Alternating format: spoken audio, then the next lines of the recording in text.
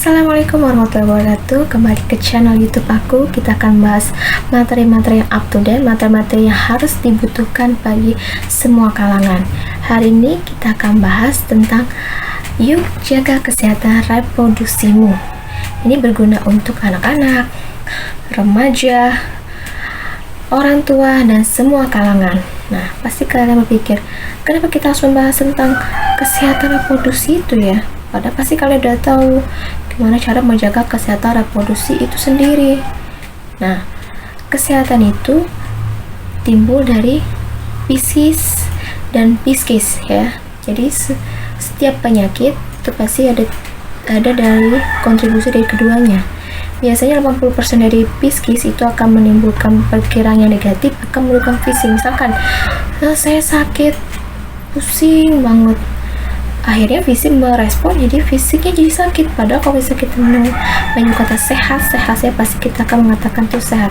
Nah, jadi kalian harus tahu ya, apa itu kesehatan reproduksi itu. Nah, jadi kesehatan reproduksi itu adalah keadaan fisik, mental, dan sosial ya. Ada fisik, ada mental, dan ada sosial ya, dalam sistem reproduksi agar terhindar dari penyakit menular seksual. Jadi tidak hanya pada diri orang kalangan dewasa yang harus tahu, anak-anak juga harus tahu, remaja-remaja seperti kalian juga harus tahu, orang tua harus tahu. Kok kenapa harus orang tua juga? Jadi orang tua harus memberikan pendidikan seksual kepada anak-anak agar mereka tuh tahu, ini yang bahaya, ini yang tidak, begitu. Jadi anak-anak ketika sudah remaja nanti sudah berpikir cara lebih jauh kalau itu berbahaya atau tidak. Oke? Jadi kalian harus tahu masa remaja itu dibagi jadi 3 kelompok ya. Dari 3 kelompok dari berdasarkan usia. Jadi pada masa remaja awal di umur 10 sampai 13 tahun itu mungkin pada kalangan usia SMP. Jadi usia masih beranjak dari anak-anak ke dewasa, anak-anak ke remaja. Jadi disebut anak-anak bukan, disebut dewasa tuh belum tentu. Jadi masa mereka ini masa pemberontakan. Jadi pasti ada kalangan juga bingung, kenapa sih anak-anak kok kayak gini, anak-anak SMP kayak gini. Jadi itu dia masa transisi dari anak-anak ke remaja. Jadi merasa mereka tuh sudah hebat benar, padahal belum tentu ya. Kita akan bahas ke masa remaja tengah pada usia 14 sampai 16 tahun, itu transisi dari usia SMP ke usia SMA. Jadi usia SMP ke SMA adalah untuk mencari jati diri. Nah, jadi masa mereka ini masih dari SD sampai SMP sampai SMA itu mereka ingin tahunya lebih besar, terutama dalam reproduksi ya. Jadi mereka pengen tahu kegiatan seperti masturbasi, kemudian bisa nonton film porno, terus nonton yang kurang bermanfaat, terus melakukan hal yang tidak sempat. Banyak kan kasus seperti anak-anak memperkosa anak SD, terus anak SMA bisa ada yang berbuat asusila kepada anak SMP. Nah, itu termasuk dalam akibat dari kekurangan pengetahuan mereka tentang kesehatan reproduksi. Kalau misalkan dia melakukan seksual nikah, itu akan menimbulkan banyak penyakit seksual. Oke?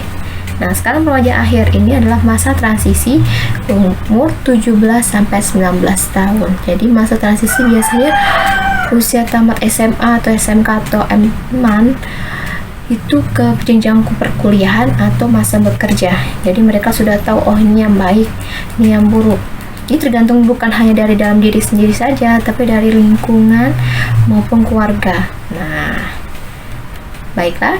Di sini kenapa kita harus tahu tidak hanya fisik dari, pasti kalau udah tahu fisik dari umur segini sudah berubah seperti apa, yang baik di perempuan maupun laki-laki. Kalau yang perempuan pasti otomatis ya, ada yang usia sudah masih SD pun sudah menstruasi, ada yang usia SMP sudah menstruasi, ada yang baru SMA juga masih menstruasi, tergantung pada sistem reproduksinya matangnya pada usia masa SD, SMP atau SMA ya.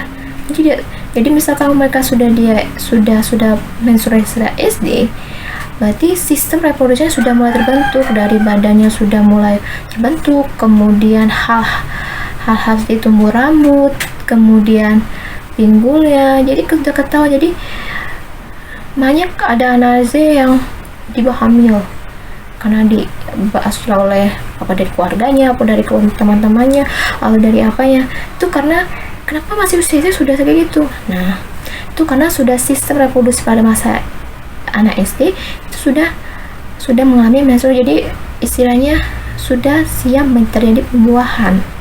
Nah, dan juga masa SMP itu juga ada tuh kasus anak SMP hamil ini. Jadi nggak tergantung pada usia remaja awal, tengah, dan akhir. Jadi lihat dari kapan dia mengalami menstruasi tersebut. Nah, jadi kalau misalkan ada untuk orang tua itu pada orang tua itu harus tahu anak ini sudah mengalami menstruasi belum. Jadi kalau sudah mengalami hal kayak gitu, jadi kita harus memberikan edukasi bahwasanya kalau misalkan kamu melakukan hal ini akan timbul seperti ini. Jadi tidak boleh melakukan seks di luar nikah. Oke. Jadi tidak hanya perubahan fisik loh pada perempuan, laki-laki pun juga. Jadi pasti ada anak itu ada yang pikir, aku tadi malam kok kayak mimpi basah gitu ya. Nah, jadi pasti laki-laki itu pasti malu mengungkapkan hal yang seperti itu kepada orang tua. Padahal orang tua tuh pasti akan memberikan edukasi, ini seperti ini. Kalau misalkan mimpi basah seperti ini. Nah, tidak hanya perempuan yang mengalami hal itu, laki-laki pun juga. Jadi pasti mereka tuh udah bingung, pasti ada antara usia SD dan maupun SMP. Assalamualaikum warahmatullahi wabarakatuh. Kembali ke channel YouTube aku. Kita akan bahas materi-materi yang up to date, materi-materi yang harus dibutuhkan bagi semua kalangan. Hari ini kita akan bahas tentang yuk jaga kesehatan reproduksimu. Ini berguna untuk anak-anak, remaja, orang tua, dan semua kalangan. Nah, pasti kalian berpikir, kenapa kita harus membahas tentang kesehatan reproduksi itu ya? Padahal pasti kalian udah tahu gimana cara menjaga kesehatan reproduksi itu sendiri. Nah, kesehatan itu timbul dari fisis dan psikis ya. Jadi setiap penyakit itu pasti ada dari kontribusi dari keduanya.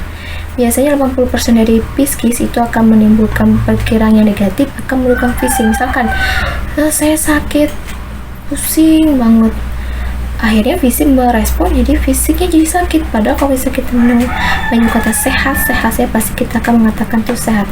Nah, jadi kalian harus tahu ya, apa itu kesehatan reproduksi itu. Nah, jadi kesehatan reproduksi itu adalah keadaan fisik, mental, dan sosial ya. Ada fisik, ada mental, dan ada sosial ya, dalam sistem reproduksi agar terhindar dari penyakit menular seksual. Jadi tidak hanya pada diri orang kalangan dewasa yang harus tahu, anak-anak juga harus tahu, remaja-remaja seperti kalian juga harus tahu, orang tua pengasuh itu tahu. Kok kenapa harus orang tua juga? Jadi orang tua harus memberikan pendidikan seksual kepada anak-anak agar mereka tuh tahu, oh ini yang bahaya, oh ini yang tidak, begitu. Jadi anak-anak ketika sudah remaja nanti sudah berpikir cara lebih jauh kalau itu berbahaya atau tidak. Oke? Jadi kalian harus tahu masa remaja itu dibagi jadi 3 kelompok ya. Dari 3 kelompok dari berdasarkan usia. Jadi pada masa remaja awal di umur 10 sampai 13 tahun itu mungkin pada kalangan usia SMP. Jadi usia masih beranjak dari anak-anak ke dewasa, anak-anak ke remaja. Jadi disebut anak-anak bukan, disebut dewasa tuh belum tentu. Jadi masa mereka ini masa pemberontakan. Jadi pasti ada kalangan juga bingung, kenapa sih anak-anak ini kok kayak gini, anak-anak SMP kayak gini. Jadi itu dia masa transisi dari anak-anak ke remaja. Jadi merasa mereka tuh sudah hebat benar, padahal belum tentu ya. Kita akan bahas ke masa remaja tengah pada usia 14 sampai 16 tahun. Itu transisi dari usia SMP ke usia SMA. Jadi usia SMP ke SMA adalah untuk mencari jati diri. Nah, jadi masa mereka ini masih dari SD sampai SMP sampai SMA itu mereka ingin tahu yang lebih besar, terutama dalam reproduksi, ya. Jadi mereka pengen tahu kegiatan seperti apa ya, masturbasi, kemudian bisa nonton film porno, terus nonton yang kurang bermanfaat, terus melakukan hal yang tidak sempat. Banyak kan kasus seperti anak-anak memperkosa anak SD, terus anak SMA bisa ada yang berbuat asusila kepada anak SMP. Nah, itu termasuk dalam akibat dari kekurangan pengetahuan mereka tentang kesehatan reproduksi. Kalau misalkan dia melakukan seks wanita, itu akan menimbulkan banyak penyakit seksual. Oke. Nah, sekarang remaja akhir ini adalah masa transisi umur 17 sampai 19 tahun. Jadi masa transisi biasanya usia tamat SMA atau SMK atau M.Man itu ke jenjang perkuliahan atau masa bekerja. Jadi mereka sudah tahu ini yang baik, ini yang buruk. Ini tergantung bukan hanya dari dalam diri sendiri saja, tapi dari lingkungan maupun keluarga. Nah, baiklah. Di sini kenapa kita harus tahu tidak hanya fisik dari, pasti kalau udah tahu fisik dari umur segini sudah berubah seperti apa, yang baik di perempuan maupun laki-laki. Kalau yang perempuan pasti otomatis ya ada yang usia sudah masih SD pun sudah menstruasi, ada yang usia SMP sudah menstruasi, ada yang baru SMA juga masih menstruasi, tergantung pada sistem reproduksinya matangnya pada usia masa SD, SMP atau SMA, ya. Jadi misalkan mereka sudah menstruasi SD, berarti sistem reproduksinya sudah mulai terbentuk, dari badannya sudah mulai terbentuk, kemudian hal-hal seperti tumbuh rambut, kemudian pinggulnya, jadi kita ketahui. Jadi banyak ada anak yang tiba hamil karena dibahas oleh apa dari keluarganya, apa dari teman-temannya, atau dari apanya. Itu karena kenapa masih usia sudah kayak gitu. Nah, itu karena sudah sistem reproduksi pada masa anak SD itu sudah mengalami menstruasi, jadi istilahnya sudah siap terjadi pembuahan. Nah, dan juga masa SMP itu juga ada tuh kasus anak SMP hamil ini. Jadi nggak tergantung pada usia remaja awal, tengah, dan akhir. Jadi lihat dari kapan dia menstruasi, kapan dia mengalami menstruasi tersebut. Nah, jadi kalau misalkan ada untuk merintah orang tua itu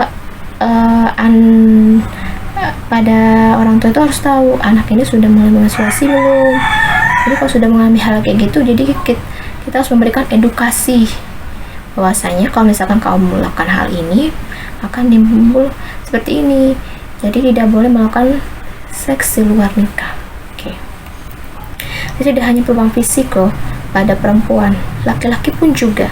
Jadi pasti ada anak itu ada yang pikir, aku tadi malam kok kayak mimpi basah gitu ya.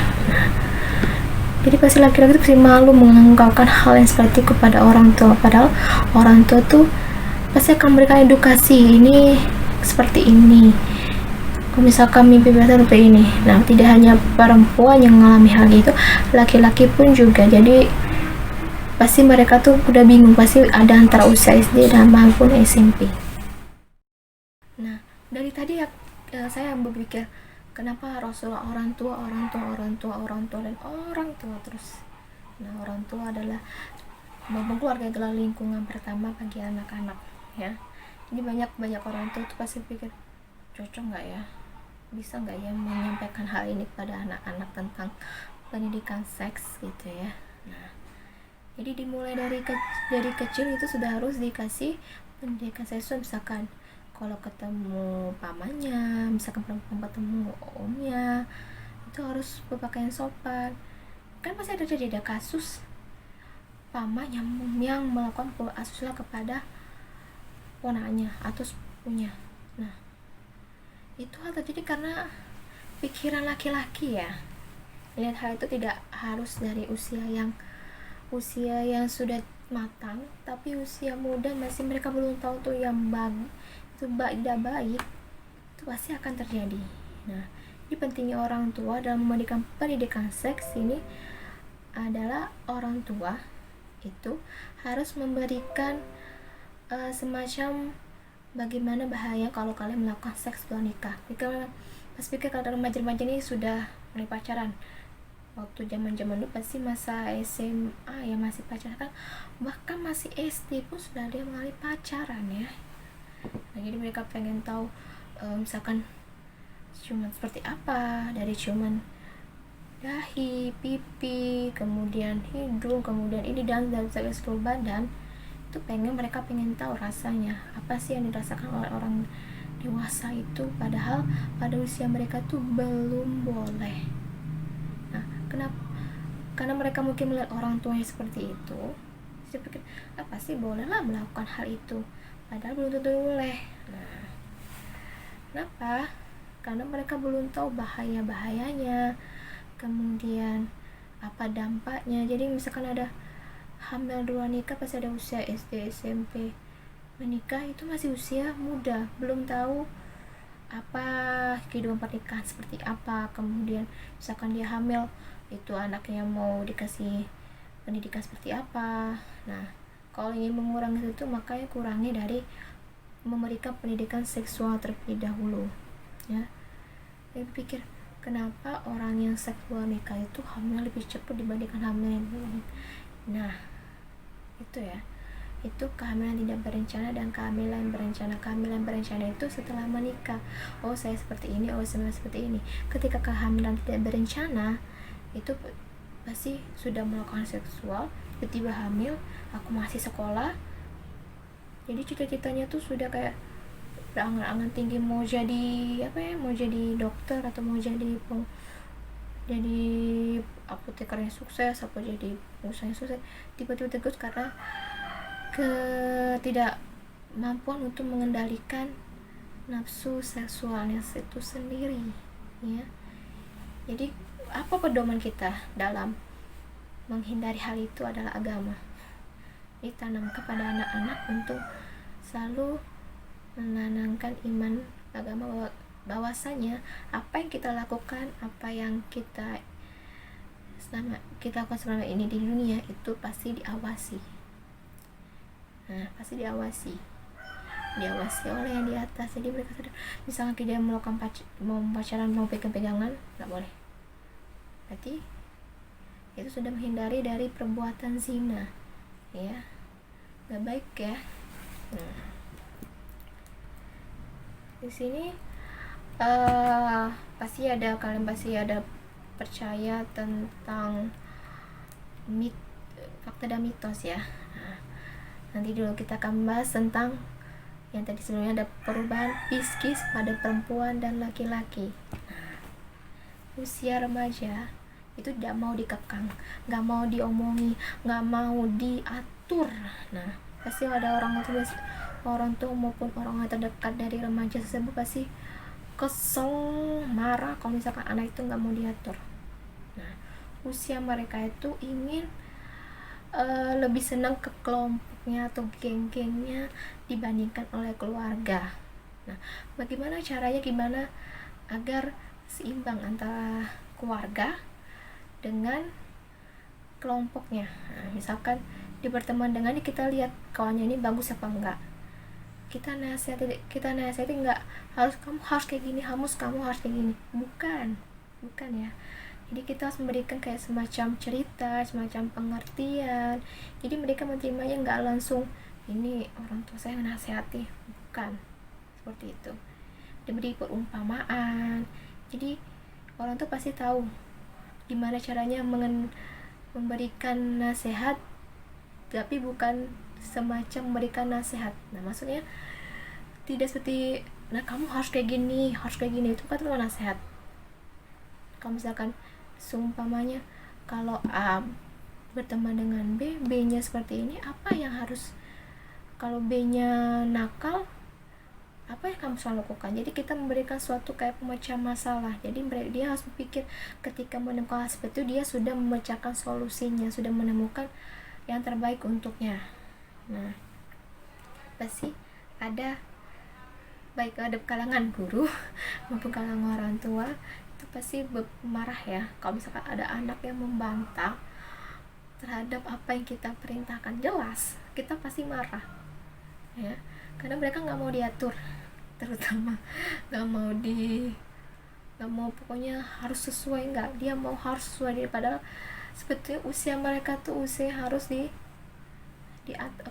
usia yang harus diberikan pengertian, bukan diatur, diberikan pengertian. Ini loh yang bagus, ini yang tidak. Kalau ketika kita sudah menemukan hal itu, anak-anak bukannya malah terkekang, malah berarti baik apa mau guru maupun orang tua maupun teman dekat itu memperhatikan kita. Nah, di sini ada yang remaja yang menonjolkan diri, menonjolkan diri, dan ada yang menutup diri. Itu tergantung pada pola asuh, tergantung pada lingkungan teman-temannya ya. Ini kenapa kita bahas kesehatan produksi, tapi kok bahas itu dari perubahan dari sisi emosional, sisi psikis dari anak dalam kesehatan dan reproduksinya. Kalau fisik pasti sudah tahu, fisik itu dari bentuk tubuhnya, dari bentuk dan dari dalam maupun luar. Kan kita bahas tentang emosionalnya. Nah, di sini ada yang menonjolkan diri, ada yang anaknya menonjolkan diri secara positif, ada yang dia menampilkan bakat seperti bakat menyanyi, dia menonjolkan diri bahwa saya bisa hebat, saya menyanyi, saya bisa berpidato, berarti saya punya bakat tentang pidato. Dia menutup diri karena bakat saya apa, saya ini apa, saya nggak ada apa-apanya. Akhirnya menimbulkan kasus-kasus kayak minder, terus sering kena bullying gitu ya. Di sini anak remaja pasti selalu ingin diperhatikan pada kelompoknya. Pasti baik orang tua maupun guru maupun orang sekitar pasti menemukan anak-anak lebih cenderung mementingkan kepentingan kelompoknya dibandingkan kepentingan keluarga. Jelas sekali. Jadi misalkan tiba-tiba ini berantem, ini berantem karena masalah sepele, karena dia mementingkan kelompoknya. Kita bukan menyalahkan kelompoknya, tapi memberikan pengertian kepada kelompoknya. Nah, situ. Jadi kita harus tahu kiat-kiat dalam menjaga kesehatan reproduksi. Ada dalam tubuh. Nah,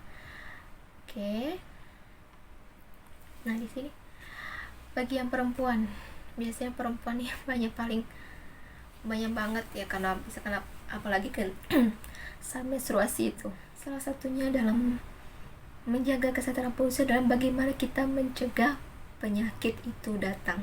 Seperti dalam hal penyakit lain, itu pastinya kita harus menjaga kesehatan dari kepala, kemudian kaki gitu kan.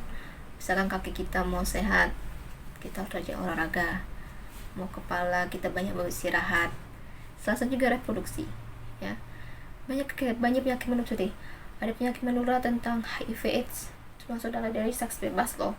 Kemudian dari penyakit seks seperti dari laki-laki seperti ini, seperti perempuan seperti ini.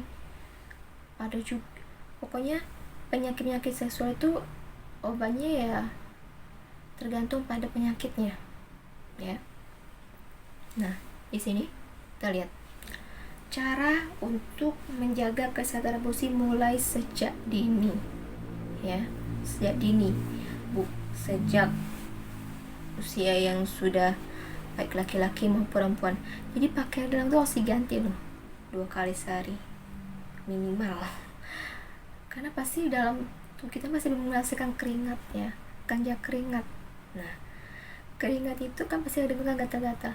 Nah, bukan badan kita yang gatal-gatal seperti tangan gatal-gatal, badan gatal-gatal, tapi juga pada reproduksi kita juga mengalami hal itu. Kalau misalnya kita gatal-gatal akan menimbulkan ada yang bakteri jahat, ada yang kuman-kumannya masuk. Nah, jadi minimalkan ganti 2 kali sehari. Pakaian dalam ya. bagi yang perempuan dulu, kalau misalkan menstruasi berapa kali gantinya. Nah, misalkan ada yang tiba-tiba baru menstruasi bingung, saya ganti berapa kali. Nah, minimalkan ganti itu setiap 3 jam sekali atau 4 jam sekali ya. Jadi jangan satu hari itu satu kali ganti, jadi berapa kali ganti ya, karena kalau misalkan lama-lama ganti itu akan menimbulkan bakteri yang tidak menguntungkan pada sistem reproduksi kalian sendiri bagi yang perempuan. Oke, jaga kesehatan reproduksi Anda. Kemudian jangan menggunakan celana yang ketat. Nah, ini banyak nih, menggunakan celana ketat itu akan menyebabkan sirkulasi udara dalam sistem reproduksi kita tuh akan lembab ya, akan bukan gatal-gatal. Nah, gatal-gatal itu yang kumannya tidak bagus. Jadi usahakan jangan menggunakan celana yang ketat-ketat. Juga salah satu menggunakan celana dalam yang menyerap keringat. Nah, karena kita ini butuh sirkulasi udara baik laki-laki maupun perempuan. Tidak hanya laki-laki saja yang harus menggunakan dia menyerap keringat, perempuan juga, perempuan pun laki-laki ya. Kemudian pakailah handuk yang bersih. Oke, karena pasti handuk itu pasti juga sarang dari kuman kalau misalkan sudah. Tapi kalau gantian pakai handuk, nah, usahakan kita harus punya handuk sini sendiri ya. Kenapa? Karena kalau misalkan saya ini gantian dengan kawan kita mungkin sehat, tapi mungkin kalau kawan kita yang sakit, nanti kita yang terkena penyakit juga kan, kita pakai handuk kita sendiri. Nah, usahakan kita menggunakan handuk milik masing-masing. Kalau misalkan dia nggak punya handuk, kita harus punya handuk cadangan agar terhindar dari segala penyakit. Nah, ini nih, biasanya kita kalau misalkan mau air kecil itu kan pasti kan nggak harus di rumah, pasti mau di toilet umum atau toilet sekolah atau toilet kantor atau toilet yang mana. Jadi usahakan kalau membersihkan itu dari depan ke belakang. Oke, dari depan ke belakang, bukan dari belakang ke depan. Kenapa? Kalau kita dari belakang ke depan, otomatis kuman yang ada dari belakang itu pindah ke depan. Nah, jadi usahakan baik laki-laki maupun perempuan itu harus membersihkan baik ketika sudah menyelesaikan buang air besar atau buang air kecil itu, dari membersihkan dari depan ke belakang. Nah, terus kenapa sih utama agama Islam ya, kenapa kita harus laki-laki itu harus disunat? Nah, pasti kalian, kenapa sih harus disunat? Nah, di sini nih, agar terhindar dari kanker.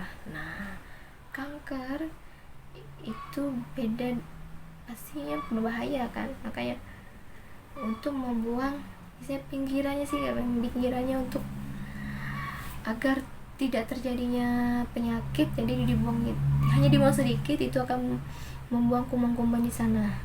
Maka dalam Islam itu pasti dianjurkan untuk laki-laki untuk disunat. Jadi untuk orang tua ya bisa kita membujuk agar anaknya bisa terhindar dari penyakit. Nah, tidak hanya bagi laki-laki ketika usia dewasa tidak akan menjadi kanker, perempuan juga. Nah, perempuan itu yang paling rentan juga. Satunya pasti kalian ada mendengar kanker leher rahim, kanker serviks, terus penyumbatan tuba falopi atau hidung telur. Nah, adanya miom, adanya kista.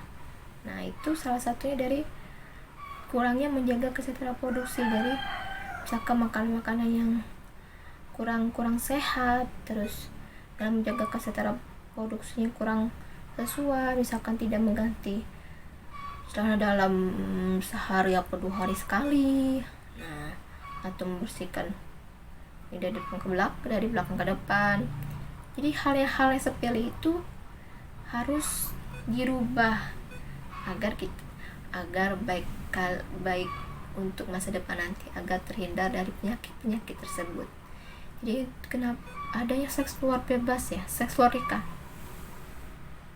ada di sini ada yang melakukan sudah seks luar nikah. Nah, coba pikir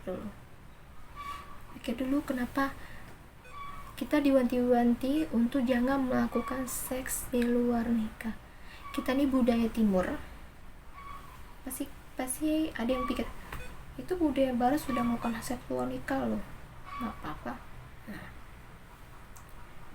kita tinggal di budaya timur, tinggal di tempat mana budaya atau adat istiadat masih kental, terus agama ya. Jadi dia hanya having fun, seks itu tidak having fun ya. Ada banyak tanggung jawab dari pihak, mungkin dari budaya masyarakat yang tidak membolehkan itu, terus dari agama, mungkin tidak hanya Islam, agama lain kan banyak juga kan. Nah, kan banyak kan seks luar nikah itu banyaknya hamil luar nikah, banyak pasti ada yang tahu mengalami hamil luar nikah. Pasti kalian pikir tuh enak-enak aja, enak-enak loh kayak seks luar nikah itu.